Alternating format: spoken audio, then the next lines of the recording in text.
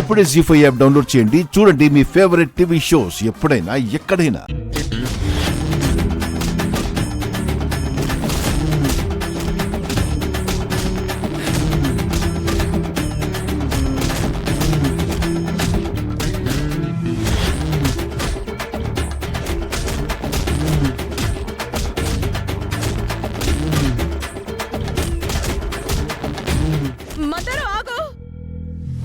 తమ్ముడు, వైద్యం అంటే ఎవరైనా ఇలా కొడతారా? ఈ వైద్యం వద్దని చెప్పు తమ్ముడు. పక్షవాతం వచ్చిందన్నారు అంటే నరాలన్నీ చచ్చుబడిపోయి ఉంటాయి కదా విజయాంబిక. మళ్ళీ నరాల్లో కదలిక రావాలంటే ఇదొక్కటే దారి. ఇలాంటి వైద్యం నేనెక్కడ చూడలేదు, వినలేదు కూడా.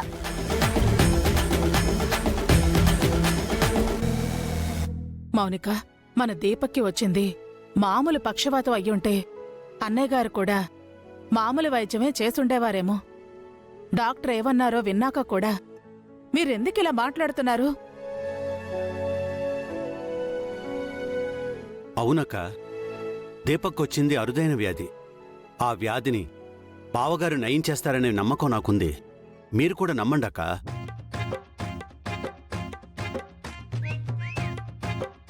ఇప్పుడు స్పర్శ తెలుస్తుందా గురువుగారు? హర హర మహాదేవ, శంభో శంకర.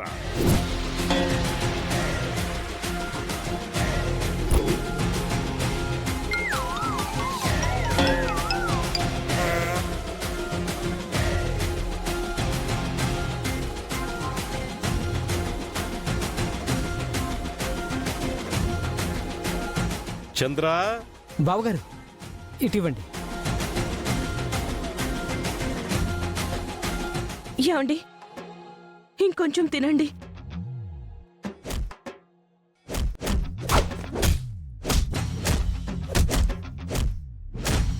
అయ్యో చంద్ర, అయ్యో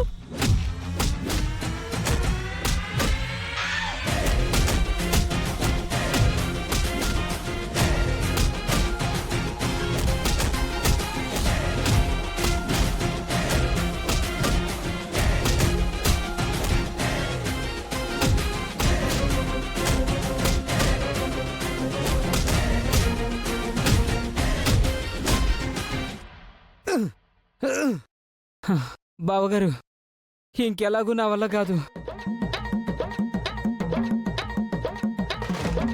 ఇప్పుడైనా స్పర్శ తెలుస్తుందా?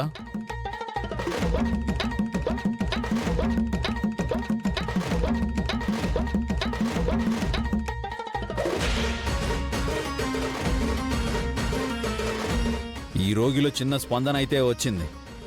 కళ్ళల్లో నీళ్లొస్తున్నాయి. ఇప్పుడు రావాల్సింది కళ్లల్లో నీళ్లు కాదు, కాళ్లల్లో చేతుల్లో కదలికలు. అయితే ఇంకెందుకు ఆలస్యం గురువుగారు? పెద్ద మూలికనే ప్రవేశపెట్టండి. హర హర మహాదేవ, శంభో శంకర.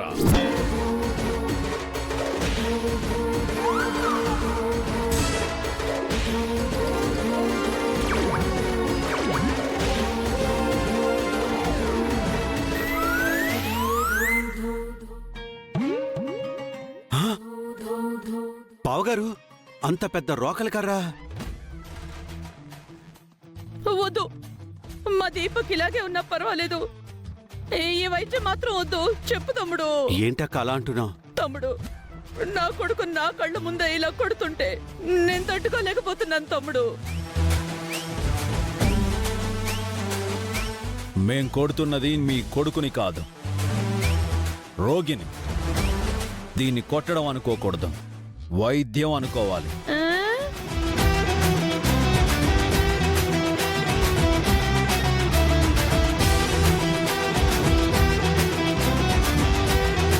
ఆ కన్న బిడ్డ నాన్నని మామూలు మనిషిని చేయాలని ప్రయత్నించాడు.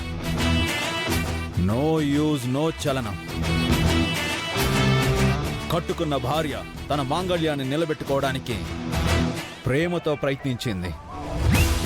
నో చలనం.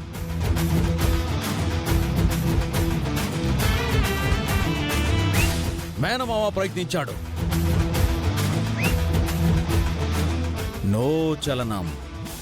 ఇప్పుడు అంతకన్నా పవిత్రమైన ప్రేమ కన్న తల్లిదే కాబట్టి మీరు ప్రేమతో ప్రయత్నిస్తే ఈ రోగిలో చలనం రావచ్చు.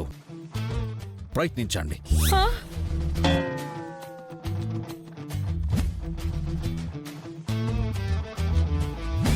తీసుకోండి. ఆ? తీసుకోండి అత్తయ్యా. మన కడుపులో ఉన్న బిడ్డ బయటికి రావడానికి మనం కష్టపడుతుంటే మన కడుపు కోసి బిడ్డని బయటికి తీస్తారు. అప్పుడు మన కడుపుని కోస్తున్నారనే బాధ కంటే మన బిడ్డ బయటికి వస్తుంది అన్న సంతోషమే ఎక్కువ ఉంటుంది.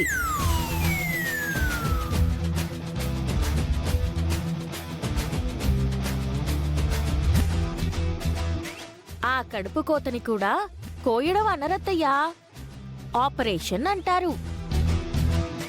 ఇది కూడా అంతే అత్తయ్యా. కదల్లేని స్థితిలో ఉన్న దీపక్ని కదిలించడానికి చేసే వైద్యం. నీకంటే నువ్వెన్నైనా చెప్తావు. దెబ్బలు తినేది నా కొడుకు కదా. ఏ తల్లి కన్న బిడ్డో గాని ఒక తల్లి గురించి చాలా గొప్పగా చెప్పారు. మీ తల్లి కూడా చాలా గొప్పవారే అయ్యుంటారు. ఒక బిడ్డ జననం గురించి ఇంత గొప్పగా చెప్పారంటే మీరు కూడా మంచి తల్లే అయ్యుంటారు.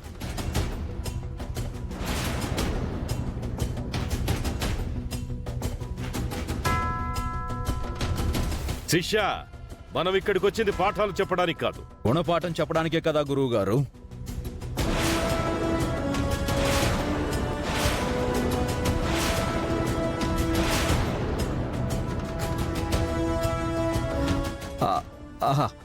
అదే గురువుగారు, ఈ రోగికొచ్చిన రోగానికి గుణపాఠం చెప్పడానికే కదా వచ్చాం.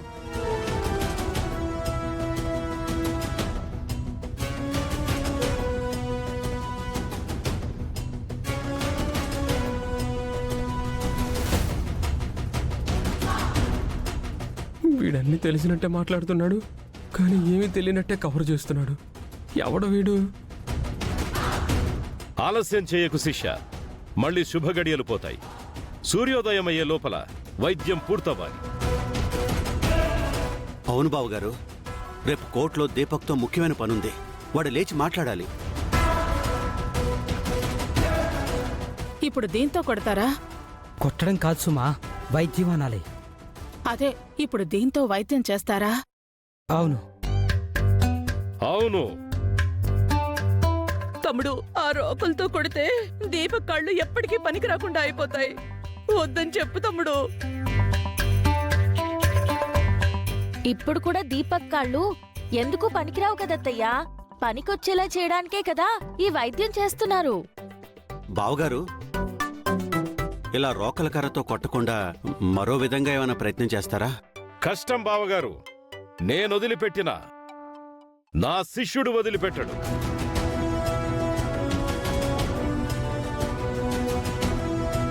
ఇలాంటి వ్యాధుల్ని నయం చెయ్యలేడు అని నా శిష్యుడికి చెడ్డ పేరుస్తుంది. ఒక్కసారి నా శిష్యుడు వైద్యం మొదలు పెట్టాడంటే 600 అది నయమయ్యేంత వరకు వెనకడుగు వేయడు.